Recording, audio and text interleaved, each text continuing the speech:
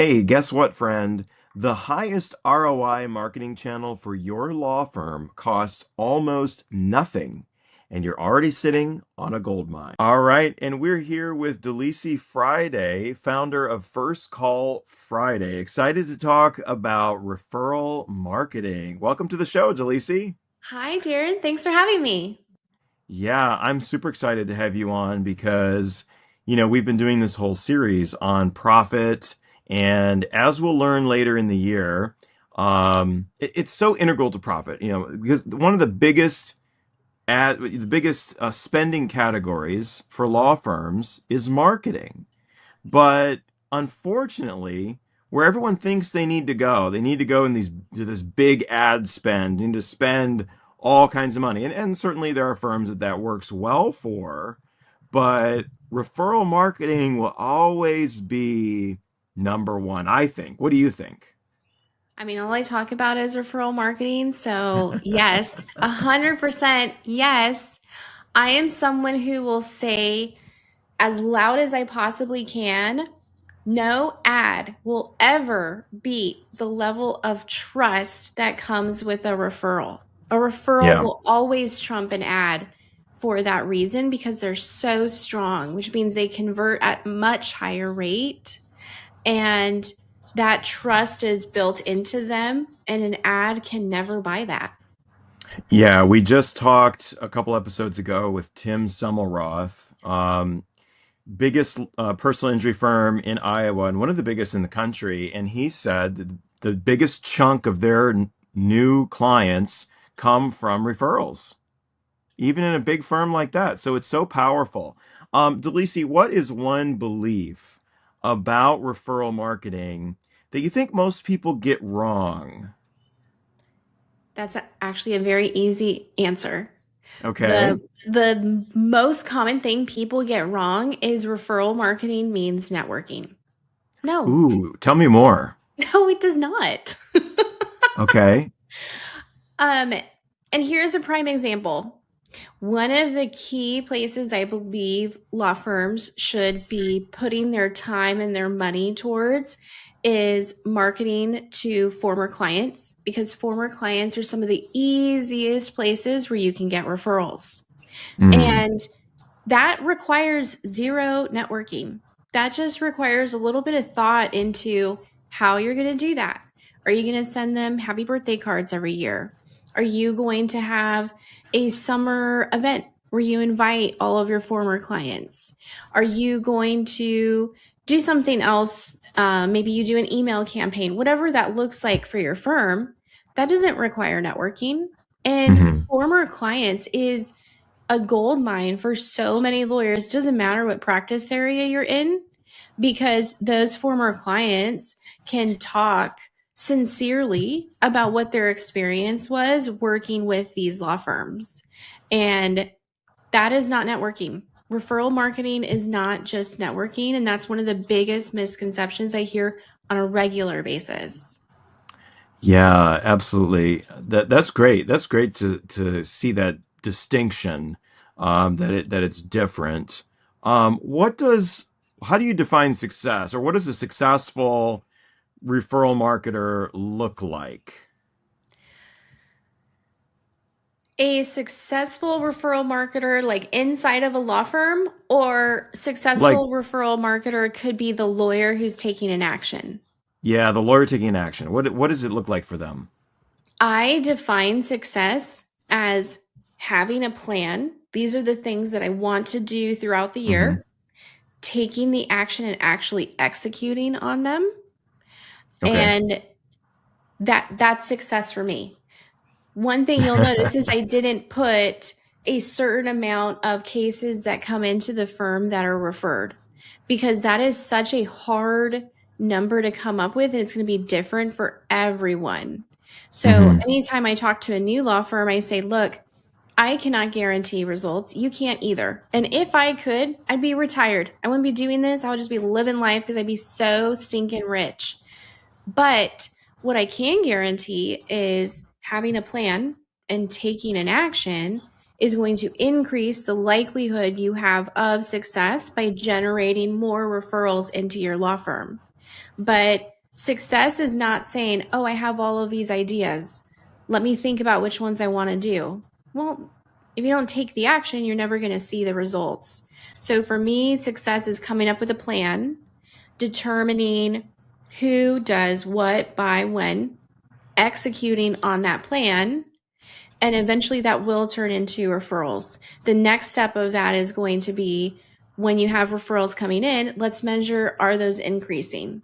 And then Hmm. you can see, okay, what can we do more of to increase those referrals? But the first place is just have a plan, execute on it. Yeah.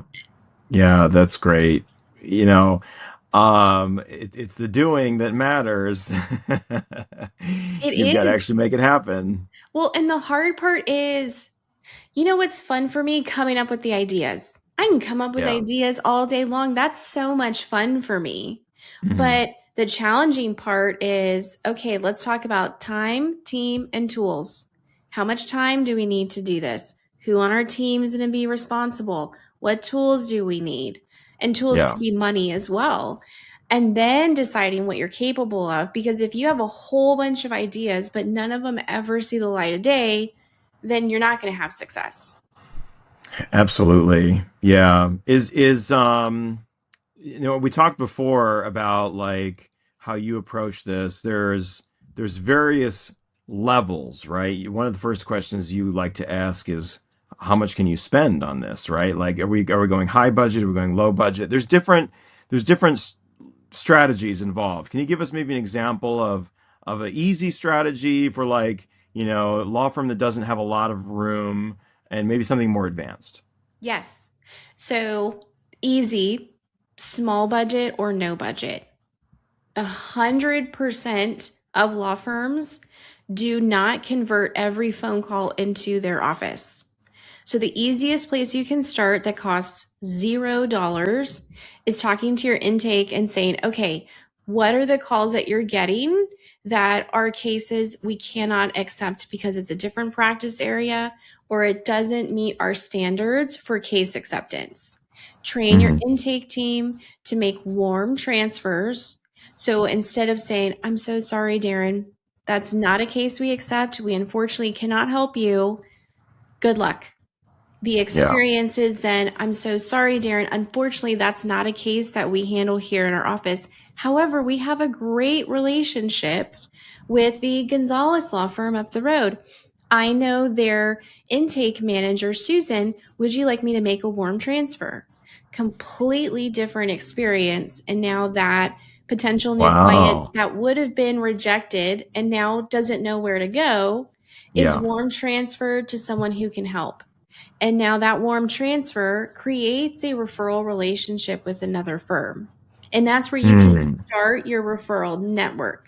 By coming Yeah. up with a list of those firms, you send your rejected cases to because it's just not a right fit for you, but it's a right fit for them. That costs $0. Everyone can do Hmm. that.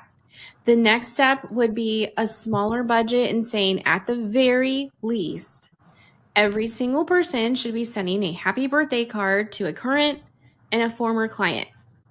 I talk about handwritten all the time because you can create an account with handwritten, upload all of your clients' Oh yeah. information. You can set up something called a campaign, and then handwritten sends all of those cards out for you.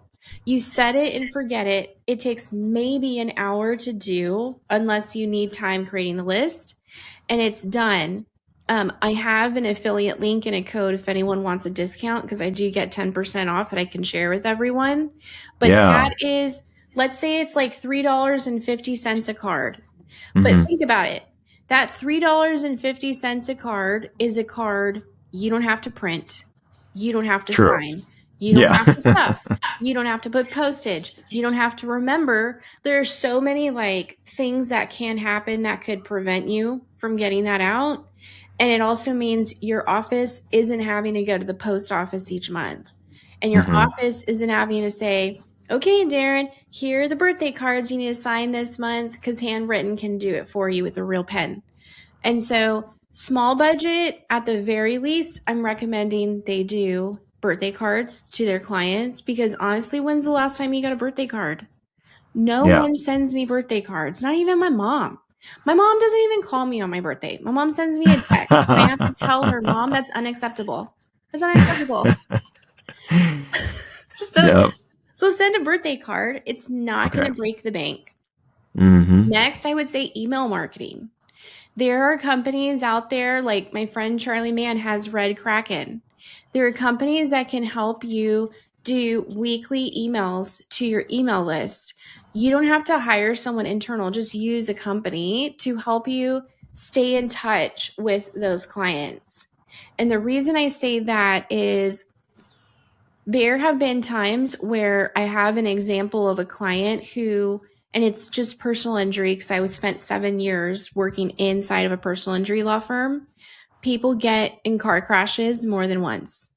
Mm-hmm. It's unfortunate. It does happen. And thankfully, it doesn't happen to a Wow. lot of people, but it Yeah. does happen. Now it's cell phones are out. People aren't paying attention. It's much more common to get rear ended by one of those people.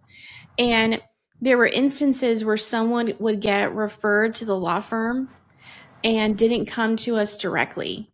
And I would ask, well, why didn't you call us? We had a great relationship. And they would say, well, we just forgot.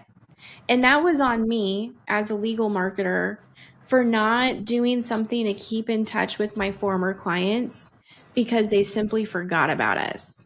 And so the Mm-hmm. onus is on the law firm owner and the leadership team to say, what are we going to do to stay in touch with them?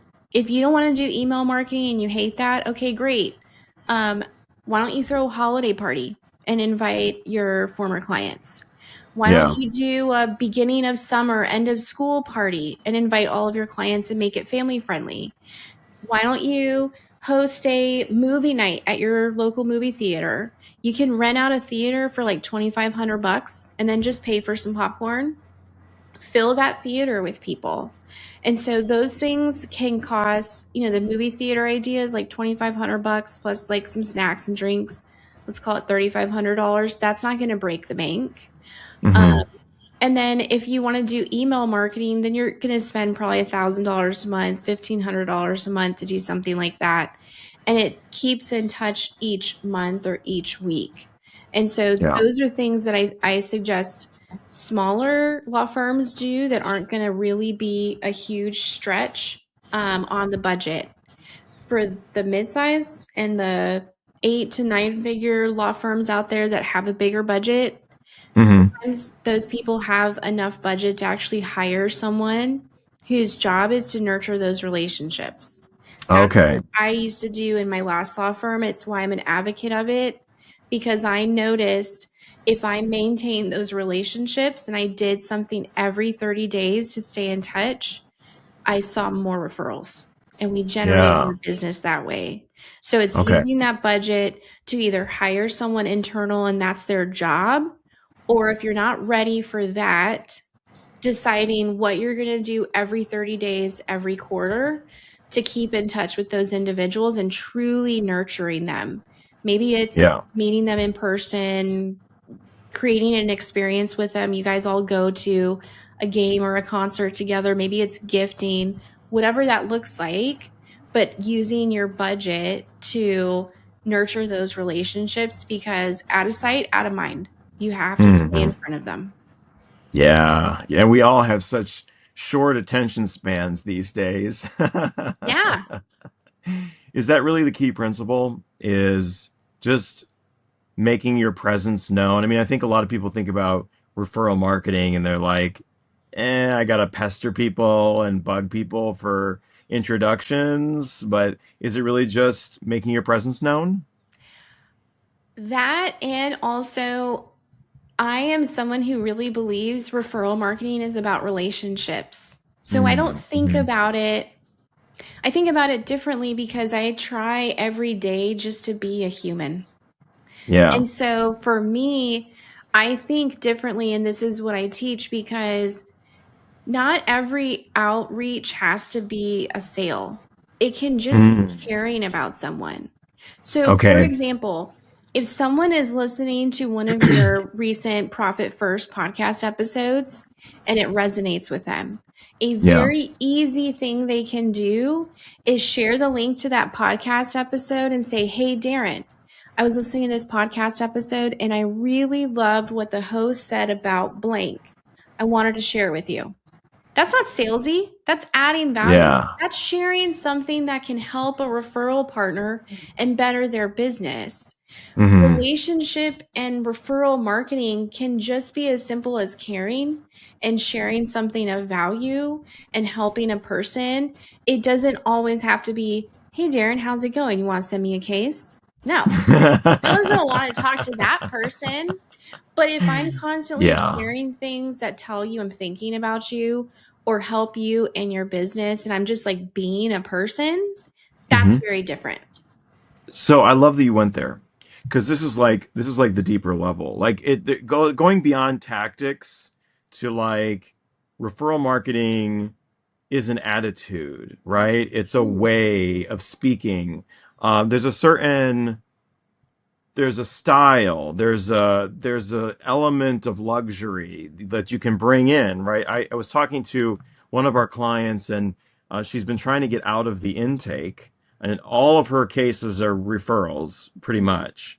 And so she tried it. She had another attorney take over the intake, and she was CC'd on all of the communications, and she let it happen for like 2 days, and then was like, no, I have to step back in, because she was like, the responses were very short, very simple, like, we're not going to take that case, or we will take this case. And she said, when I respond, I do this whole email, about their life, and I'm very, caring and very effusive, and so there's a style element and a certain way of communicating, right? Too, isn't there? Yes.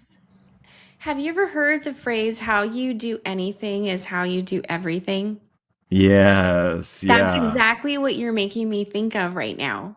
If your Yeah. experience with me is one of care and concern and thoughtfulness and professionalism and white glove and I make you feel like you're the only person I'm talking to right now, that is Hmm. an exceptional experience I want everyone to have with current clients, future clients, rejected clients.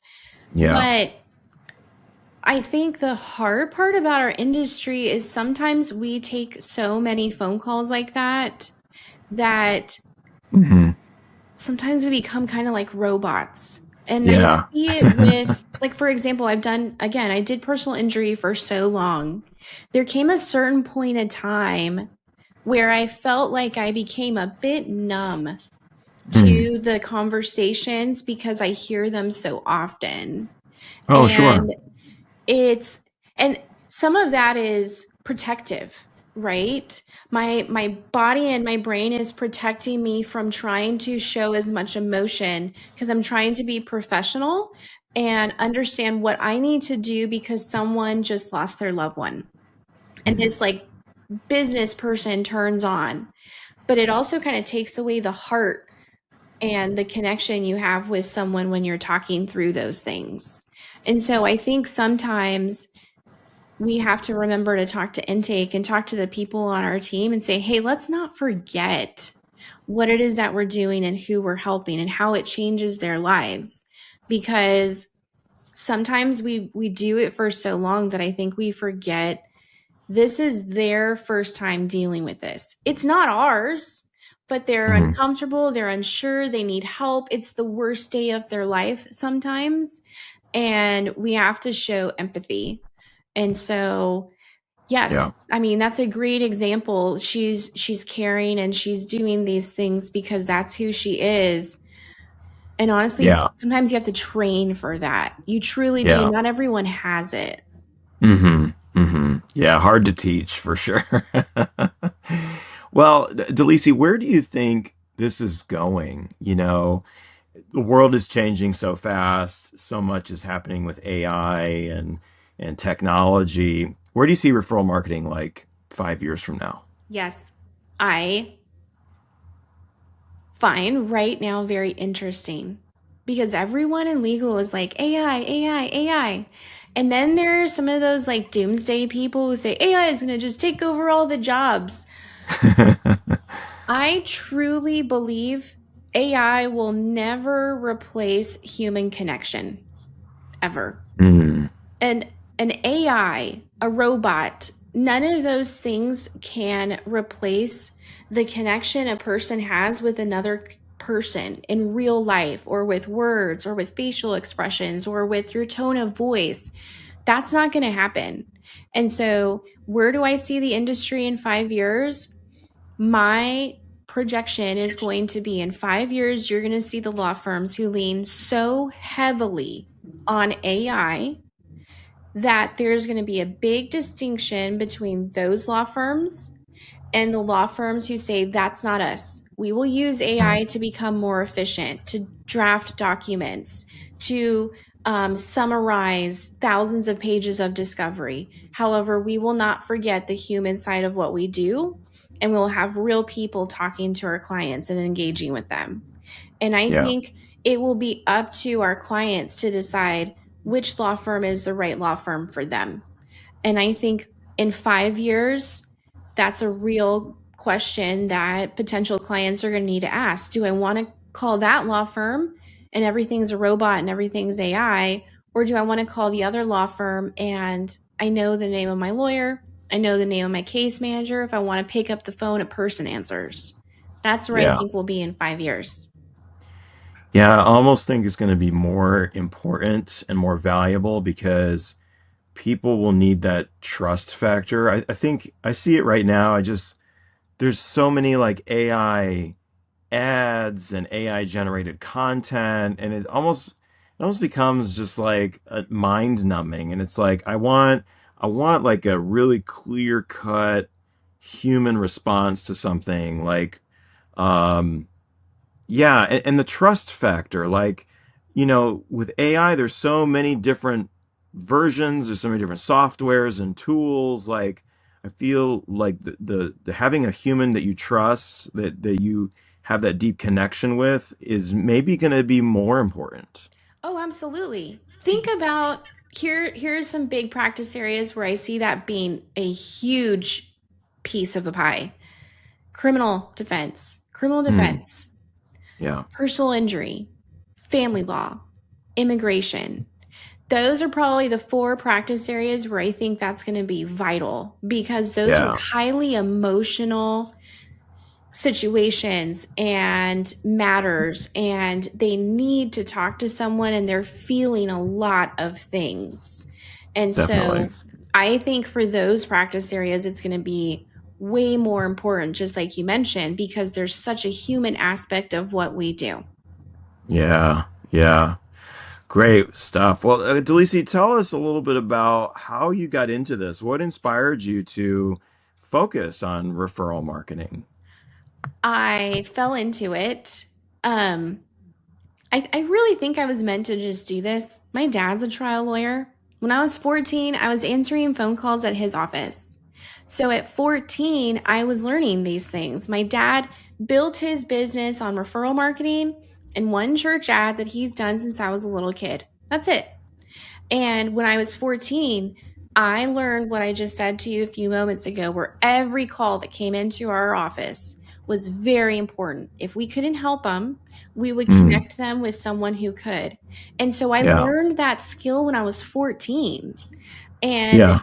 it made me who I am today. So when I sadly broke my dad's heart and told him I wouldn't be a lawyer with him and we wouldn't go be in trial together, because I just realized it's not me, Dad, it's not me. Um, I went into legal marketing because I still love this profession so much. And I helped Michael Cowan of Cowan Rodriguez Peacock grow his business from 7 figures to 8 figures, all on referrals. That's all we Wow. did, was referral marketing.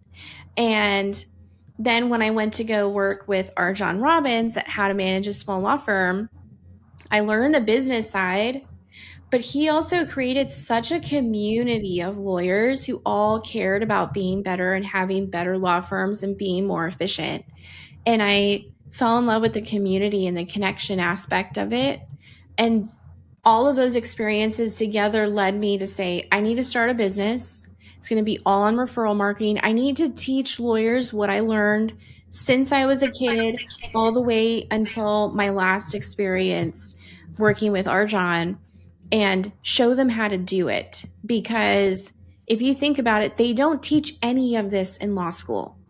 They also don't teach any of this at the bar association or the legal conferences or anything like that. So Yeah. if I don't use my loud mouth and my energy to just shout from the rooftop, y'all should all be working on referral marketing, then I don't know what happens. So Yeah. I just made the decision I need to be talking about this more and sharing it with everyone, because these small and mid-sized law firms need to know what they can be doing to bring cases in the door. They may not be able to compete with ad spend, so compete Mhm. with relationships. And with Yeah. AI progressing, I think their firms will stand out more when they add a human personal touch to it all. I love it so much because it's the one way that you as a small law firm can stand out and be successful and not have to spend so much money. And I see a lot of small lawyers, law firms. There are no small lawyers. I see a lot of great lawyers running small law firms who are spending so much in digital ads, and it's really tough to stand out that way. And this is one way you could really grow your business and do really well and not have to be so reliant on the hamster wheel of digital ads. Well, Yeah. and you brought something up that I say all the time. It is okay to spend money in digital marketing. You shouldn't put all your eggs in one Yeah. basket. But if you are going to do digital marketing and pay for your phone to ring and pay for those form fills and pay for whatever, make your money be more efficient by turning Mhm. those rejected cases into the beginning of referral partnerships. Ooh, I love that. Yes. Then you know you spent the money. The money is gone. It's out of your bank account. You spent the money to make the phone ring. Yeah. What happens when that money doesn't convert to a case? What are you doing with that opportunity? Turn it Mm, into a referral relationship. that's great. Yeah. Oh, Delisi, I know you're loving the book The Road Less Stupid by Keith Cunningham, which we're going to be reading later in the year. Are there any other books? Like, what's a book every law firm owner should have on their shelf, like related to this topic, do you think is great? Ooh, okay. Um, First, I would say Unreasonable Hospitality, which is back there in yellow by Will Hmm. Guidara. I think the experience that your clients have in your law firm is so important. That's a great book that talks about that. Another one Okay. also on my bookshelf is Giftology by John Ruhlin. That book Ooh. is all about the importance of gifting for relationships, and I'm a huge believer in that. It's a great Okay. book. The second edition just came out last year, unfortunately, right after John passed away. Um, but that book really talks about why there is true power in a gift that connects you to someone else. The other one, and I've got it right up there, This is Marketing by Seth Godin. The Okay. same marketing principles that are important for every other business out there can also apply to lawyers. And I think it's important for us to be educating ourselves on marketing tactics as a whole, and then thinking about how to apply that to our law firms.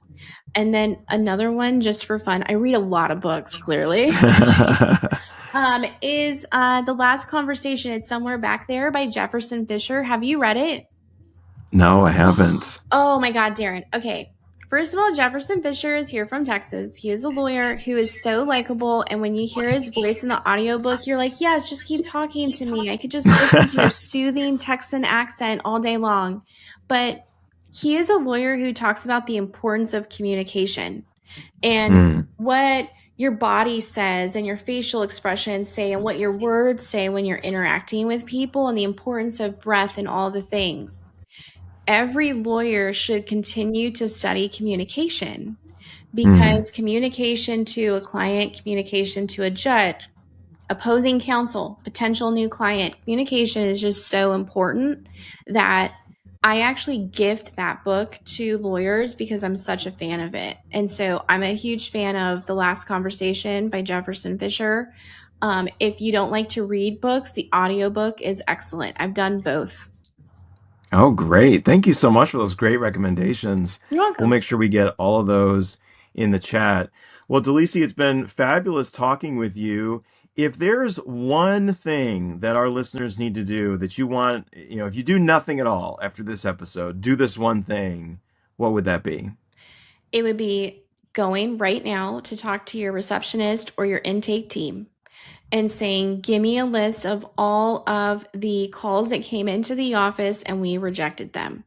Looking at that list and seeing why they were rejected and how you can turn those rejections into warm transfers to a law firm that can help them. And using that list to be the beginning of a referral network. I love that. Well, Delisi, where can our listeners go to learn more about you? LinkedIn, I am a huge advocate on LinkedIn. I know you are too. So, LinkedIn. And then, if anyone has questions or just wants to learn more about my business, firstcallfriday.com. They can read up about me or learn about the things that I'm doing and how to work together if they'd like. Great. Well, we will get all of that in the show notes. Thanks so much for being on today. Thank you so much, Darren. All right. Well, a huge thank you to Delisi Friday for joining us today and sharing some really great tips. You can find her at firstcallfriday.com and connect with her on LinkedIn. And all the book recommendations and resources we'll link for you in the show notes. I see it every day. The attorneys we work with who are doing the best aren't the ones spending the most on ads. They're the ones who have invested in genuine relationships over time and built a reputation that precedes them. And what Delisi said about it being an attitude, not just a tactic, that's the part that most people miss entirely. Here at the Lawyer Millionaire, our theme this year is profit on purpose. And referral marketing is one of the most powerful profit levers you can pull because when your marketing is built on trust and relationships, your cost to acquire a client drops, your close rate goes up, you get higher value clients, and your firm becomes far less dependent on the ad spend hamster wheel. That's the kind of sustainable, efficient growth that's going to build you long-term wealth. So, if today's episode got you thinking about where your firm's growth is really coming from and whether your financial strategy is keeping up with it, I'd love to talk with you. Book a call with me using the link in the show notes, and let's map out what profit on purpose looks like for your firm. Well, that's it today, friend. Just remember, if your law firm isn't building you wealth and freedom, what the hell are you doing? Can I get an amen? All right, I'll see you next time.